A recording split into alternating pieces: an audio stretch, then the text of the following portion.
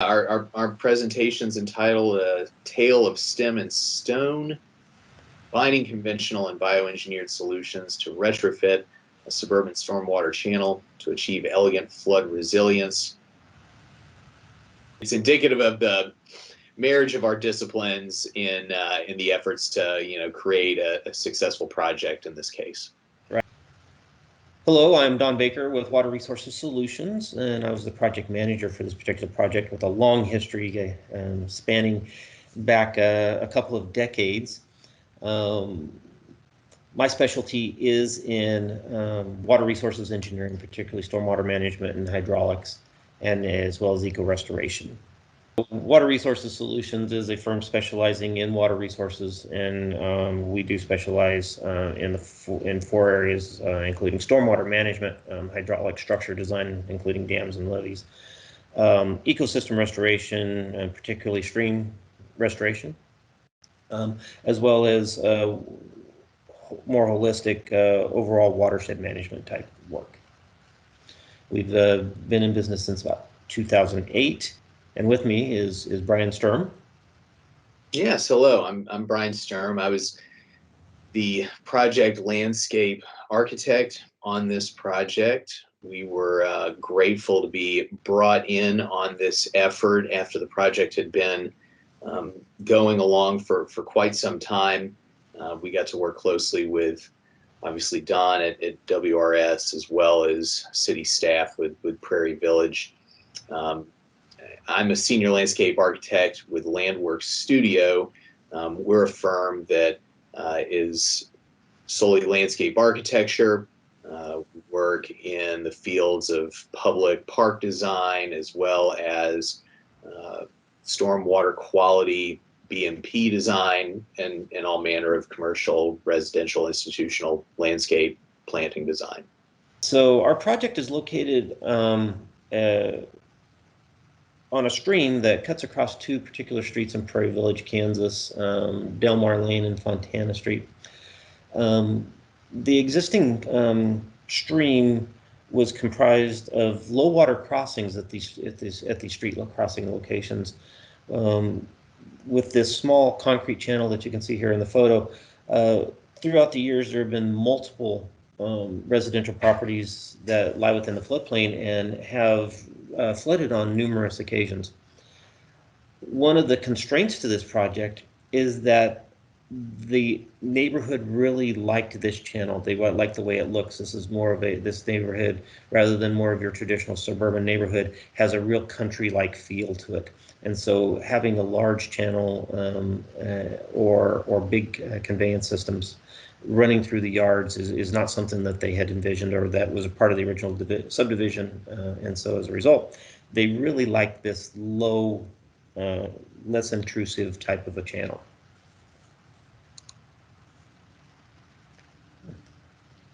The concrete line channel discharged to these corrugated metal pipes that go under another major arterial street. These corrugated metal pipes are in poor condition. They actually transition to a single corrugated metal pipe further on down, and have reduced capacity at this location. The corrugated metal pipe also has the other characteristic of running directly under the parking facility of an apartment complex downstream.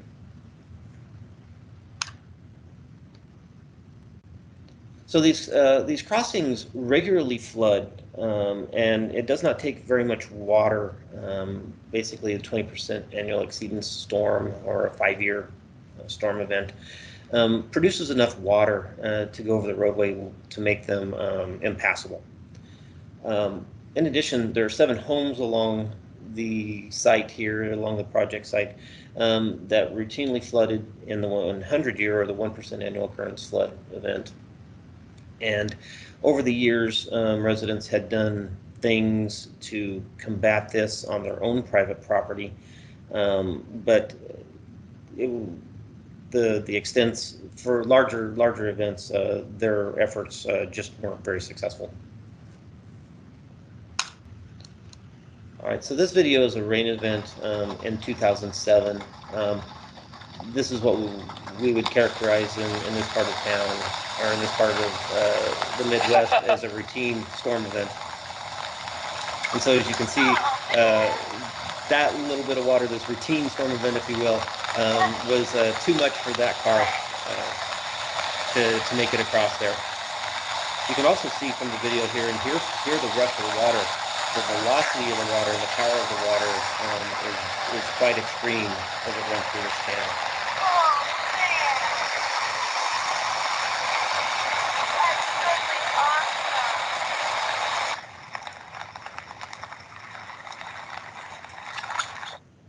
That is awesome. I like that. One of the big events that drew attention to this particular neighborhood and this particular situation occurred in 1998 when there was a large storm that came through Johnson County, Kansas, and dropped about 4.5 inches of rainfall in 45 minutes. And so the resulting flood event actually coming through this channel exceeded a 100-year event. This car you see in this photo had the unfortunate timing to be crossing this stream during that event. The event occurred at night, so it was very, very dark, difficult to see the water in the channel. And as a result, this young woman of high school age ended up with the tail end of her car up against the culverts there. Fortunately, she was able to kick the back window out and get out without injury. However, this just was the first indication of how dangerous these low water crossings actually were. So here we see a map showing the era in which the subdivisions and things of this part of the county were developed. And as you can see, there's a lot of pinks and reds that indicate the many of these areas were developed well before 1970, and then some later in the 1970s. And so the age of this infrastructure and the mindset of the stormwater management back then is different than we have today. And so as a result, the capacity of the systems would not and do not meet the design criteria of today's requirements. I'm willing to add, just from having done a little bit of research on Prairie Village, I know that that community was entirely platted in the 1940s and almost completely built out by 1960. And there's not a single waterway through that small town that hasn't been channelized and more or less in a concrete form, like what we saw in some of the earlier slides. We spent a little bit of time on Google Earth and estimated that there's slightly over 2 linear miles of concrete channel, of which this project just dealt with more or less a small piece.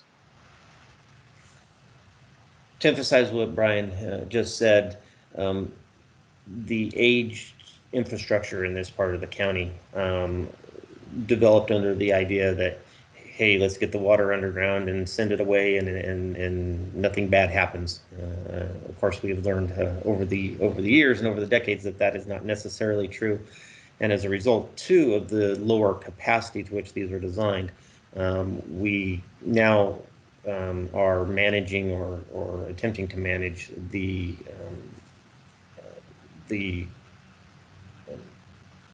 what's the word I'm looking for? We are now we're attempting to manage the detrimental effects of this channelization that occurred so many years ago.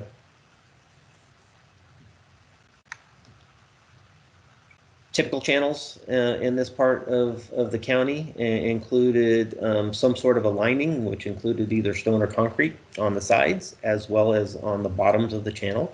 This is clearly done prior to any of the new regulations regarding the Clean Water Act and the U.S. Army Corps of Engineers.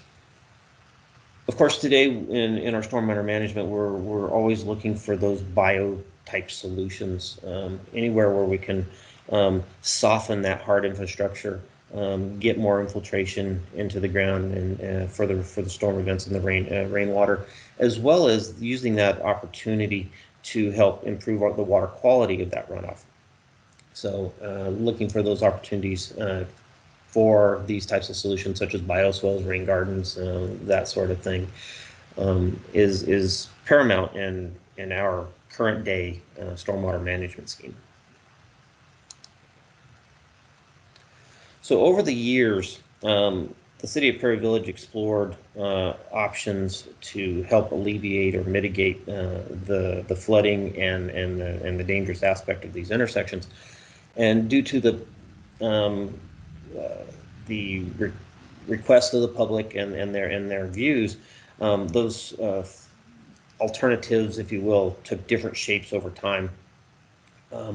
The project had been designed a couple of different times, including one extremely large project that did not get built due to cost, where they were going to bypass nearly half of the watershed around this location. So basically that included capturing one of the tributaries coming into this project area and diverting it through a large underground pipe around the neighborhood and then discharging it downstream. The project ended up being on the order of $4 or $5 million.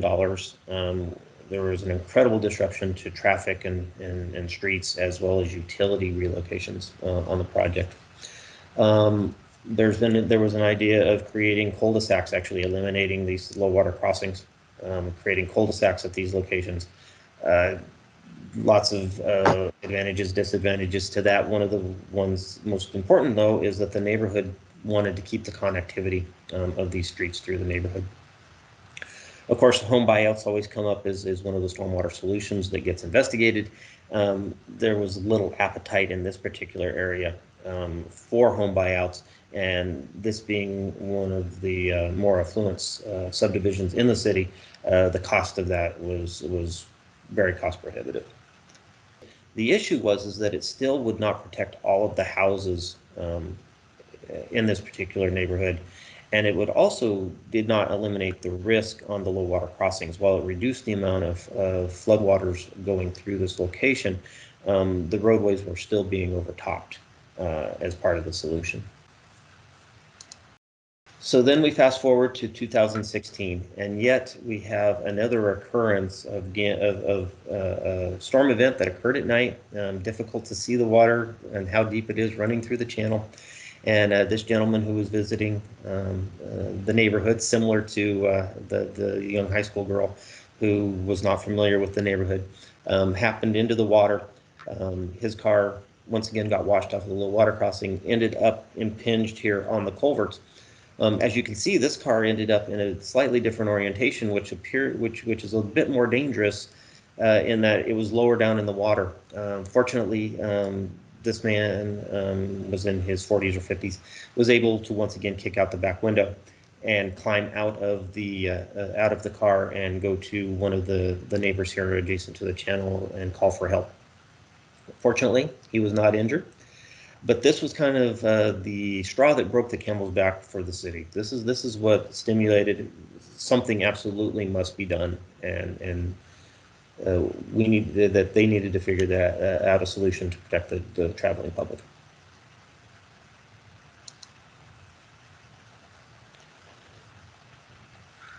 So as we went into the project here, we were able to go through and we took a more detailed hydraulic analysis of the project, took a look at the more detailed hydraulic analysis for the project. So in this effort,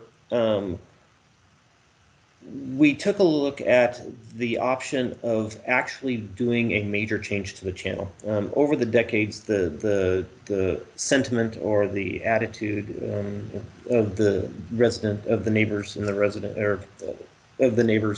project area were more attuned and more willing to accept some change. While there were still a couple of folks who were a little resistant, the majority of the neighborhood had really come to realize how dangerous these low water crossings were, as well as the fact that their neighbors that continue to flood really could not combat this on their own.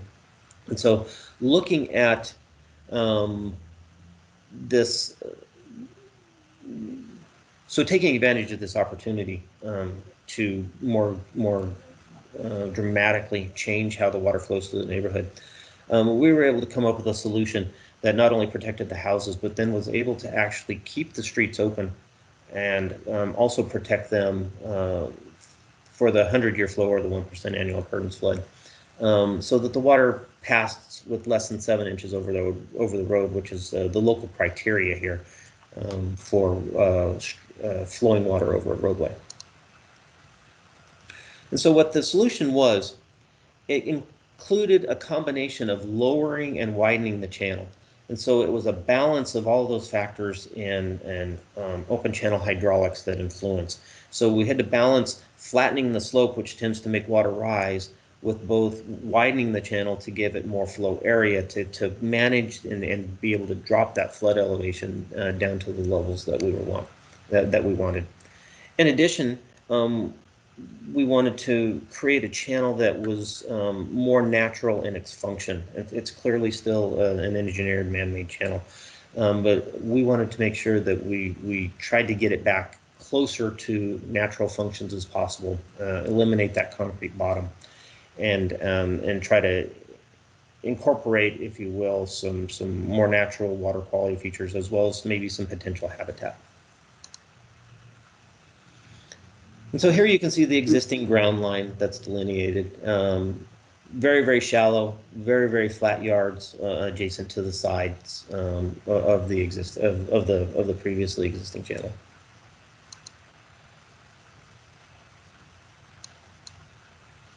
And so the idea here was to go ahead and lower that base flow channel, and sometimes several feet. We ended up lowering in some places 4 to 5 feet to get that low flow channel, that everyday storm event type channel lower. And then what we did is we widened things at the top. So we basically created flood benches on each side that would accommodate the bigger storm events. And so we ended up with the 100-year well down below the levels of the houses, which sit at the top of these slopes.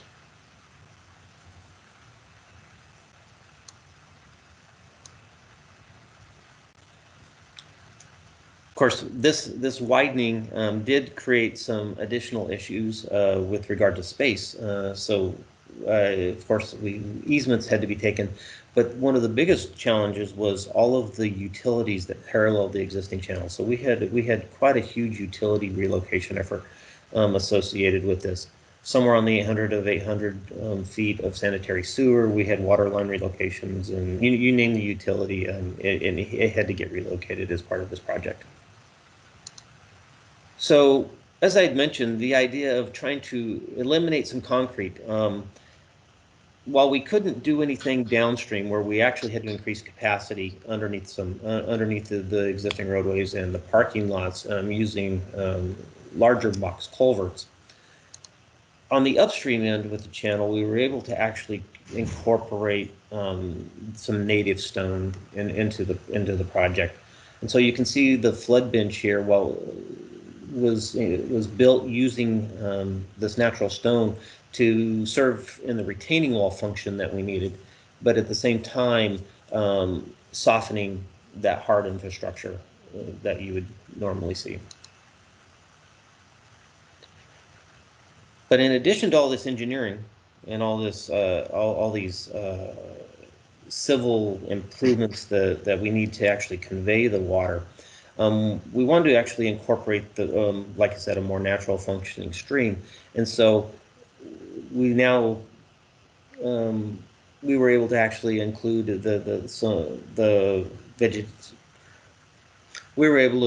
vegetation into the project, and so we have the stem as well. So I'll turn this over to Brian and let him walk through his slides. Sure. So, as Don's been able to explain, some of the modeling and hydraulics that went into the overall design and shape of the channel. He mentioned how they created these, 9 foot wide plus or minus flood benches on either side of the main low flow channel.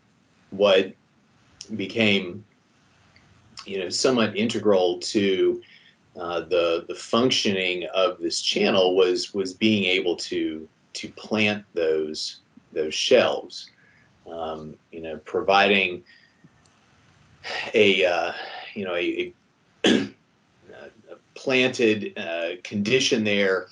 Not only was going to make them, sort of more maintainable over the long term and maybe more aesthetically, pleasing to residents, but it also has a stormwater functionality to it as well, and that the vegetation growing on those shelves is going to help temper the velocity of some of the higher flood conditions. So, the idea was to come up with an appropriate schedule of plantings that could, survive the conditions here in this channel shelf, which is somewhat specialized. You're looking for plants that are going to be able to withstand some inundation occasionally, but for the most part, survive in pretty sunny conditions. The project obviously additionally involved replanting some of the spaces in these private properties outside that shelf, still inside sort of the temporary construction easements and the drainage easements acquired as part of the project. And so, this effort wasn't simply one for aesthetics, or even for water quality, though it certainly served both of those functions. It was, an integral part of controlling the stormwater in some of these larger events. Landworks was brought onto this project, relatively late in the process. If you think about the project from its inception to its finalization. We had the fortune of coming in when a lot of the big decisions had been made in terms of where to locate this channel, its profile, and how utility coordination and relocations were going to take place. A lot of the engineered design was in its very final stages when we stepped onto the project. And, having worked with a good number of different, civil engineering firms on BMP type work, it's not uncommon for a landscape architect to be kind of pigeonholed into a very small box for something like this, or even not even brought on. There are plenty of civil engineers who've learned, how to apply the local plant palette to a project. I think we were brought in because, we have a loose understanding of what it takes to restore a stream bank to a more native condition. We absolutely have a handle on vegetation and what's going to work in all these different situations that this project demanded, both on a flood bench, but both sort of on the side yards as well as up close to some of these homes. What it became clear as we delved into the project more was our role was, as much as anything, really talking with these neighbors, not only about the plants that needed to be installed, but about the project as a whole. And we became kind of a public engagement specialist for the project. So it had a definite landscape architecture component. We talked about a little bit of that already. Our initial job when we were brought in was really to focus on the plants that would work in those channel benches, those flood benches. That was one of the first decisions that really had to be made. But it became, obvious not too far into the project that, certainly a big part of this was just mitigating all the disturbance that was being created in these side yards. And ultimately doing a fair bit of this, one-on-one residential design for some of these properties on either side of the channel. the public engagement component of it really became clear at that point. You know, the city wanted us to be able to more or less have one-on-one meetings with the 12 affected homeowners that were on, you know, all the sides of these channel improvements. And what that ended up doing was, you know, providing those property owners with some real, you know, agency in how this improvement project ultimately looked. You know, did they get invited into the design of the hydraulic modeling of this project? No, but where the concern was, you know, what does this project really look like on their lots after it's done? It was an easy way to incorporate them into this project, and that was part of my role. And I think ultimately, you know, it in some ways just a little bit sort of softened the blow of this construction. Keep in mind, these homeowners were very enthusiastic about this work from the stormwater aspects. This was going to, you know, radically, you know, improve their properties from a, you know, a floodplain management standpoint. Nonetheless, they were going to see a whole lot of disturbance in parts of their property. And these are nice properties. These folks wanted to be able to have the assurance that everything was going to look nice when all was done. And that's what a lot of our job ended up being about. You know, some of the more, you know, rigorous portion of the design concerned selecting plants right in and around the channels. Species selection for the flood bench was pretty critical, just due to its due to the difficult conditions as well as the stormwater function these plants had to provide. You know, we were taking a look at a number of criteria when we selected these plants. You know, their sort of roughness coefficient from a stormwater engineering standpoint. We had to have plants that were going to be able to, you know, slow down the velocity of a a large frequency storm event, but not slow it down so much that it became problematic. So the branching structure, you know, the foliage of these plants played a part. Certainly, the plants that we selected here had to be sustainable in pretty much full sun conditions throughout the year. But in particular situations, when there is a rain event, they're going to get completely immersed. Not every plant's going to work in that situation. They had to be maintainable by the homeowners, because even though this is a city project, it's essentially happening on private property, albeit eased. So we knew that whatever we put in these channels was going to need to be able to be maintained by the folks living on either side of them. And certainly, you know, it connected to that aspect. It had to have some aesthetic appeal.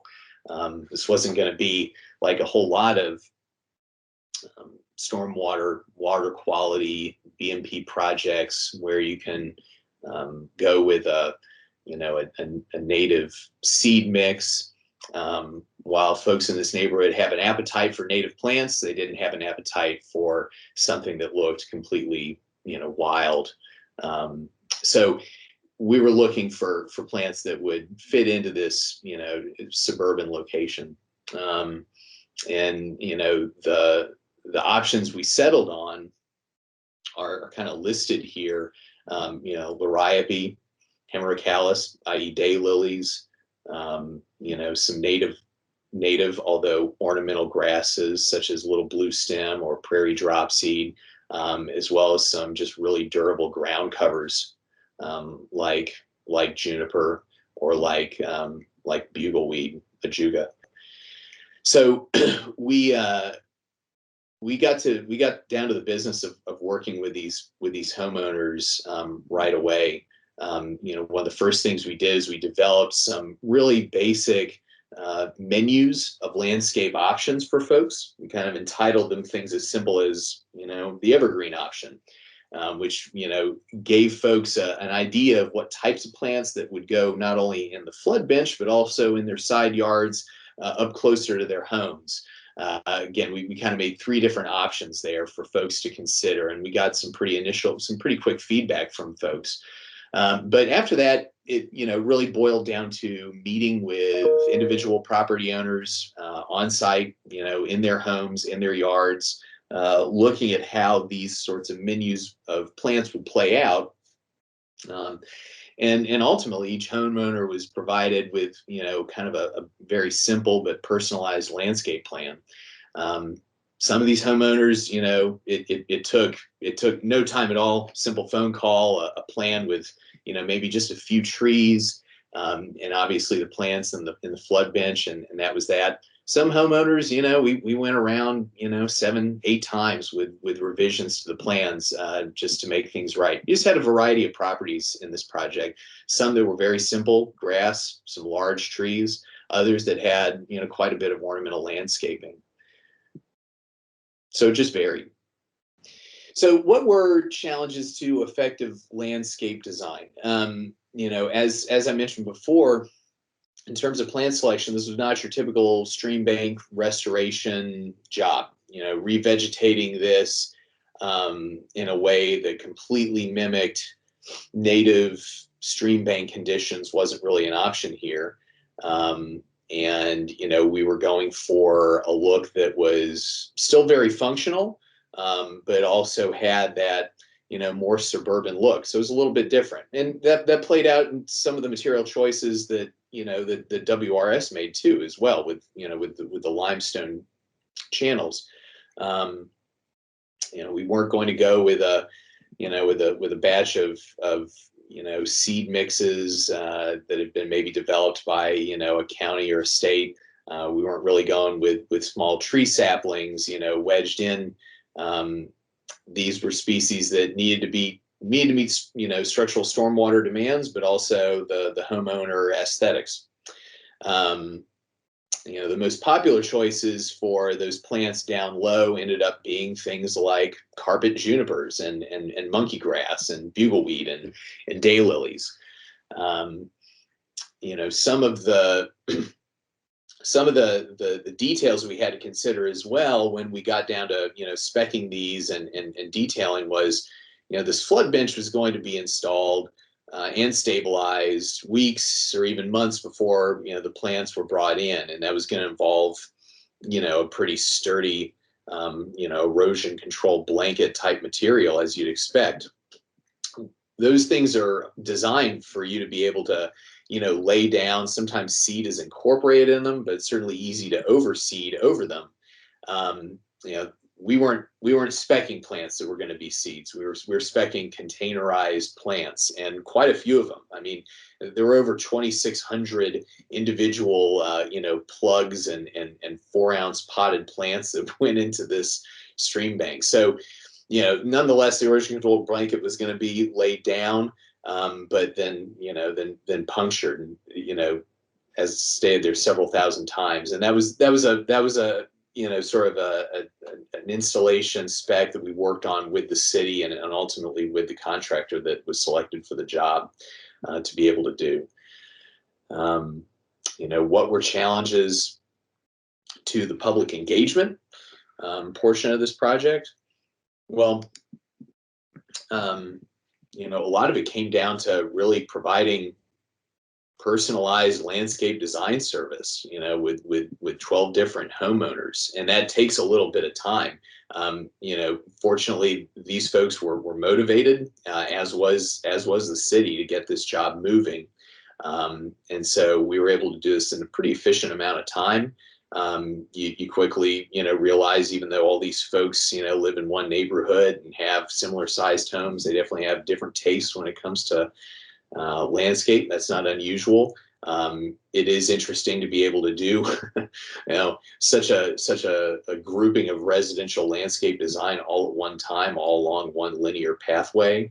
But you're working with people who have different tastes and care not only what's in their yard, but what they're looking at across the way.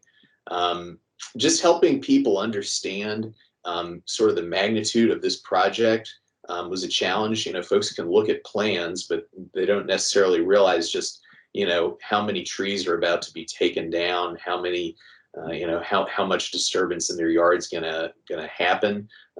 Certainly the more visuals you can provide, the better. We worked in a number of different formats to get people to be able to grasp what we were doing.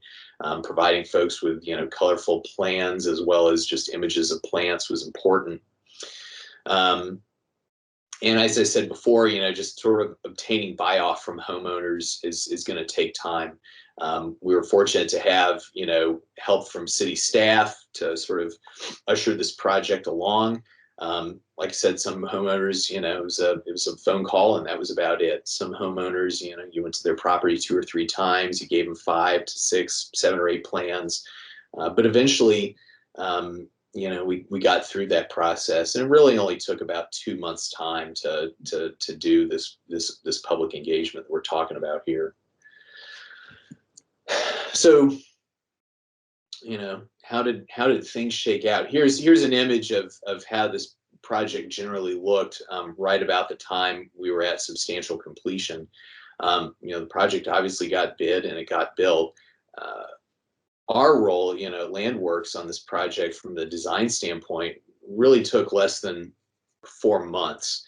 I can remember when we got the initial call and, the city had in their mind that we'd probably be looking at, prescribing plants for this flood bench that you see there.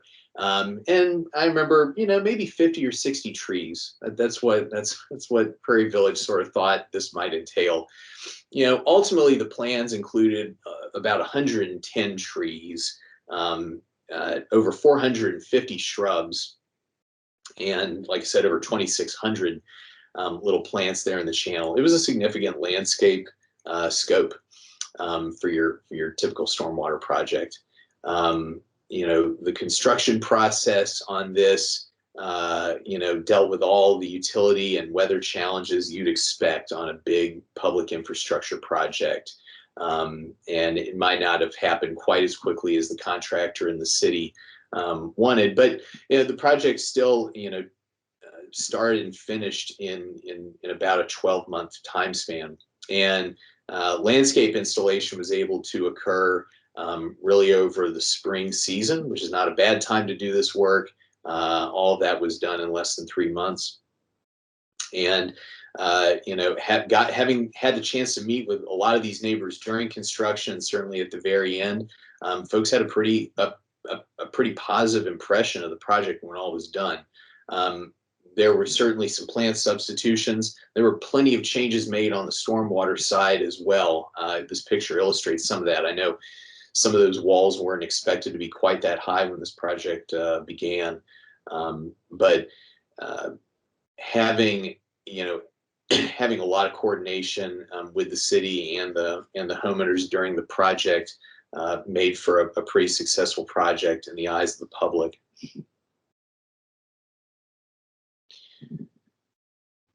From my standpoint, as the landscape architect on this project, we certainly learned that taking time and making the right selection, it's always, you can almost always say that matters. In terms of the flood bench portion of this project, it's vital.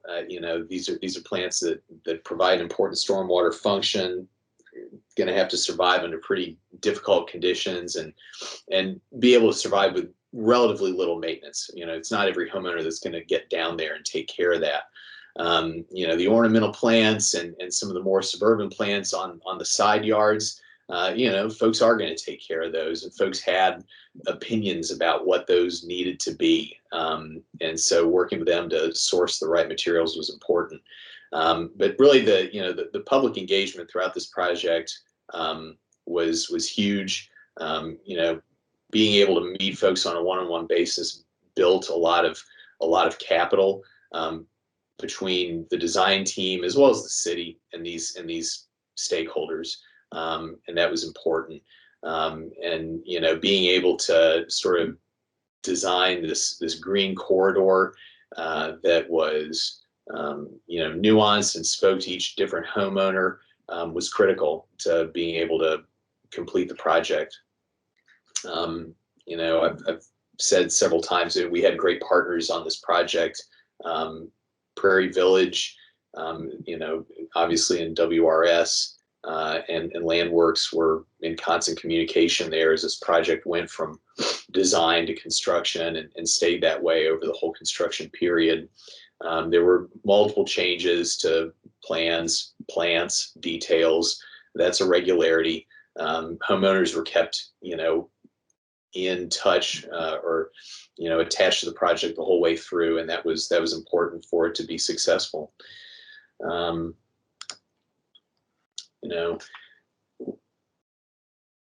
Landworks felt grateful to be brought onto this project. I think our contributions at the end of the day provided a more functional channel, one that's vegetated and provides habitat.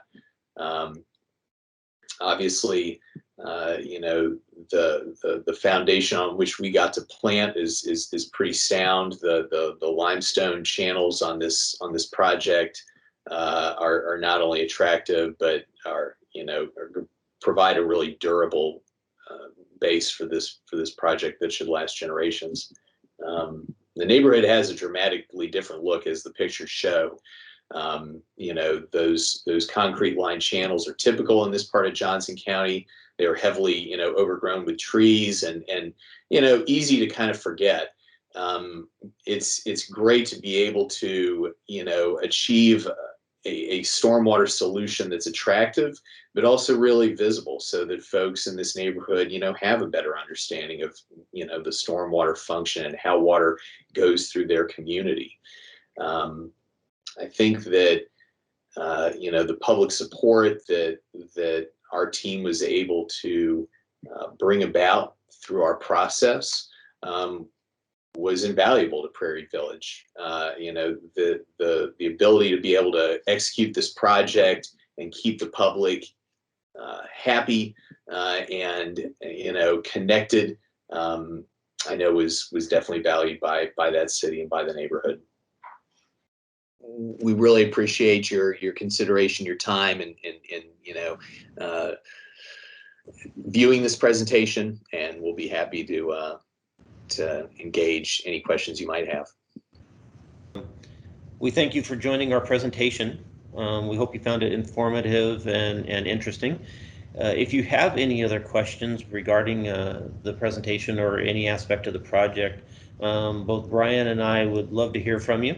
Our contact information is here on the slide. You can contact me here at WRS at dbaker@wrs-rc.com or Brian at landworksstudio.com.